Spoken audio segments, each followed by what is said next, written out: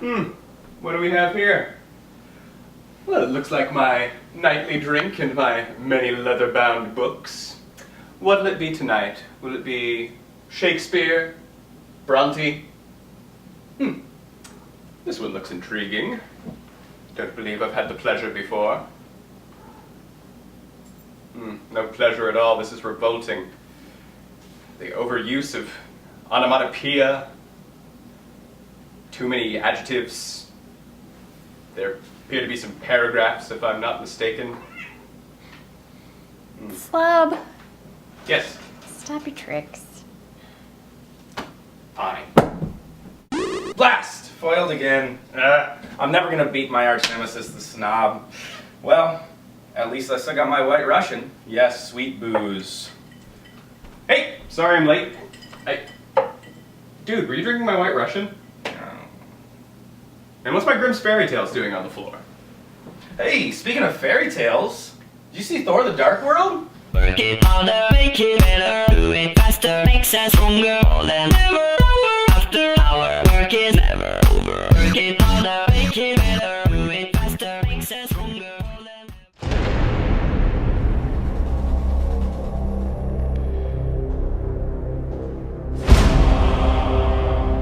Some believe that before the universe, there was nothing. They're wrong. There was darkness. And it has survived. Alright, Thor: The Dark World picks up on story threads both from the first Thor movie and from the Avengers. Loki has been sent back and imprisoned in Asgard, and Thor has been working hard to bring the 9 realms of the universe back into order. Meanwhile, Jane Foster has been whining and not really doing much for the past 2 years. And the plot gets underway when the dark elf Malekith, played by Christopher Eccleston, decides he wants to destroy the universe for some reason. And it's Thor's job to try and stop him. I have to say, again, very similar to our first review of Thor, that this movie was awesome. I had a great time watching Thor Part 2. The whole setup, the fantasy element that they played up in this one were so awesome because of the first one they kind of had to set the tone for Thor and get people into it, whereas now when you introduce it, you already have established sort of Asgard and the various characters and the fantastical elements. They could really take it to the next level, which I thought that they really did. They pulled it off again. The first one was such a hard sell in the first place, and then only to succeed in that and then take it to raise the bar, take it to the next level in that respect was really impressive. I'm not going to lie. You mentioned it when we got out of there, that the art direction was fantastic. Oh, yeah. It absolutely was. The characters were awesome, besides one, which we'll get into later on. Well, yes. Yeah, I thought that this film was much stronger than Thor 1, and when we reviewed that, I think I was a little more enthusiastic about it than I became of it over time. It's not my favorite of the Marvel films, but I think this one just about improved on it in every single way.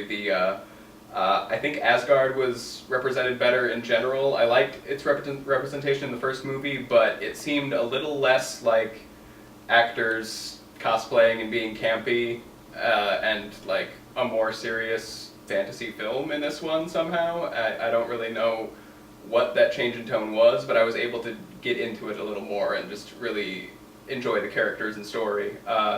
As you said, the art direction was fantastic.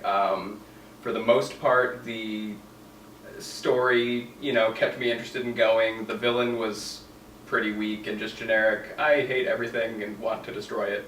But, I mean, that's more than made up for the fact that it's just great seeing Thor and Loki team up and the banter between them, and just the amazing action scenes. There's a lot of, like, they're well shot. I mean, the camera's pulled back. You can tell what's going on. I hate those shaky cam, jump cuts and everything. Whoa, action! Something's going on. But yeah, there's that, and but most of the action scenes, like, we're able to mix in a good element of humor, just like Absolutely. I mean, the just kind of the tone that Marvel has set up for a lot of their action franchises. Like Iron Man has that humor in some of its action scenes. The Avengers for sure, you know, but kind of carried this on, and yeah, it was a good ride. I gave you my word. I would return. What's gonna happen? Hold on. Wait, what? Jane! Spoiler alert! Yeah, we got that. Alright, so the one thing I wanted to really bring up about this movie is that it's a much more Loki-centric movie. Now, when the title of the movie is Thor, and the subtitle is The Dark World, and there's definitely Thor, and there's definitely something about a dark world in there, but at the end of the day, I think the creative team realized that Loki is just a super interesting character and a super popular character. And don't get me wrong, from the first Thor review, you know that I'm a big Thor fan. I love the guy, the big lug. But it's always been about the interplay between Loki and Thor. You know, the brutish, sort of not terribly intelligent, but good-hearted, good-natured Thor versus like his arch nemesis, his brother, who's crafty, cunning, conniving, that sort of thing. But then the really cool twist in this movie, of course, is after Loki's and Thor's mother is killed after a really awesome action scene, I might add, Loki makes a turn, you know, because he actually did care about his mother. He doesn't care about Thor, he doesn't care about his father, but he does care about his mother because his mother cares for him, right? They did a good job of setting up the different family relationships much more than they did in the first movie. Absolutely. Giving them all ties to each other, who likes whom, who hates whom, who wants to kill whom. Moving on. And then, of course, the one that Loki does like, of course, dies, and so Loki is just beside himself. He's distraught. And Thor gives him an opportunity to get revenge, and so Loki takes him up on it, and they're working together, but there's that dynamic. You don't know if Loki's going to betray him. You don't know if he's going to stab him in the back. And that whole interplay, the whole way that plays out, is just like a nerd's dream. I mean, it was amazing how those two played on each other. Tom Hiddleston does a fantastic job. I think you're right about them realizing that they have that asset in Tom Hiddleston. They actually went back and reshot more scenes of him to put into the movie after it was originally completed. So, well played, Marvel Studios. Yeah, actually, well played. I actually read an article recently that was talking about how Loki is basically the only good villain that the Marvel movies have right now, and that's why it's been alright having him in 3 of the Marvel movies, but that Put him in more. They're gonna need to step up their game and not overuse him like they have with other popular characters in other series, like Jack Sparrow, and you know, they tend to get watered down after a while, you know, all that business. But are you kidding? Sign me up for Loki trilogy. Fair enough. All day long. Well, I don't think either you or I were super hot on the Thor Jane Foster relationship this movie.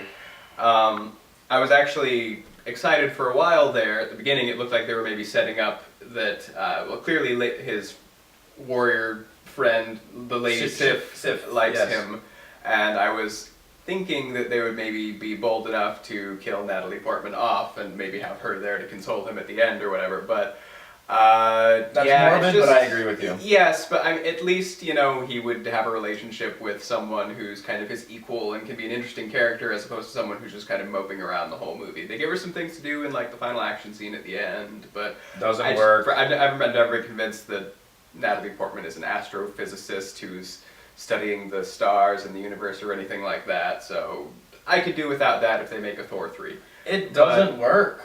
I mean, every single scene that she and Thor are together, I just don't buy it. Going back to our first review where I did buy it, you didn't. This one, I'm right there with you. Not a single time did I believe that they had something. There was like this weird sort of awkward, oh, I love you, oh, I don't, it fell flat on its face. Good thing that the rest of the movie was excellent to just totally whitewash over that. Yeah, and I was happy to see that even despite that, there were some good scenes of some of the female ancillary characters that, you know, they kind of got their moment. Like, there were some cool scenes with Lady Sif. Absolutely. Thor's mom gets a pretty cool action scene before she is Be longer, killed. though. Yeah. And I think the other thing this movie suffers from, like I said, is kind of a boring generic villain, and I think that's something the Marvel really need to work on.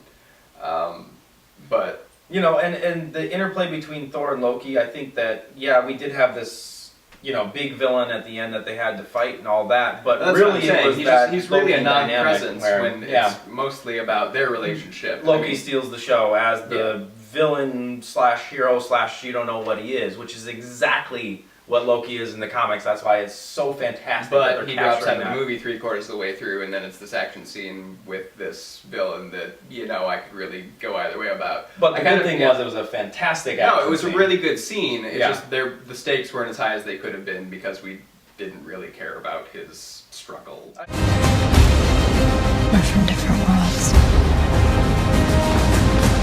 Maybe they're separate for a reason. If we do nothing, they'll destroy us. Okay, so what did I think of Thor at the end of the day? It was a fantastic movie.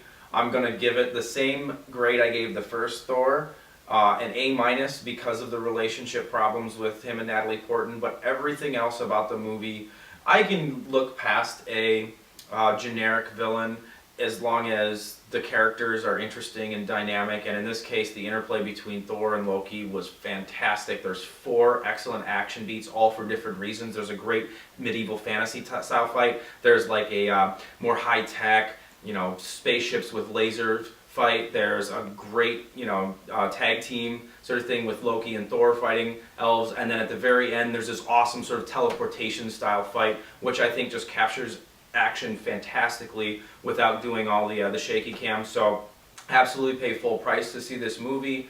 A- all the way. Check it out. You're not going to be disappointed. Ask yourself, what will you sacrifice for what you believe?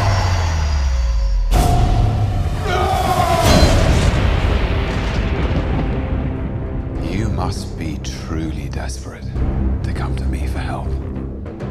You should know that when you betray me, I will kill you. When do we start? Yeah, I think this movie improves upon the first Thor film in just about every single way. The characterization is better, the relationships are better defined, the art direction is amazing. The side characters, I think, were much more fleshed out and interesting. We haven't even talked about Idris Elba as Heimdall or any of those other kind of supporting casts that were, you know, fun presences. I think that despite a weak villain and the shoehorned in romantic subplot that has to be in all of these movies, I had a great time with it, and I think you should definitely go and see it, especially if you enjoyed the first one, because this one's leagues better.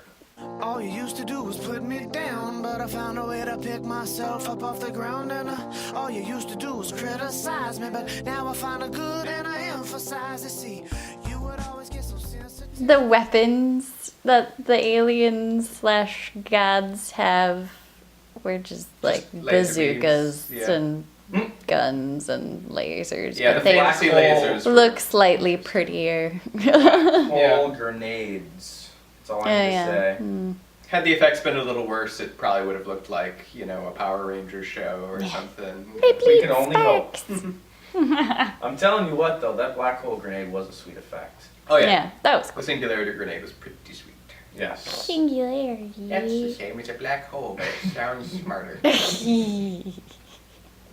Speaking of singularities, 2042, when Siri and the Kinect make Microsoft and Apple together, it's Skynet. And Arnold is making Terminator 5. It was just announced. I can't wait. Yes. Say what you want about National Socialism, but at least it's an ethos.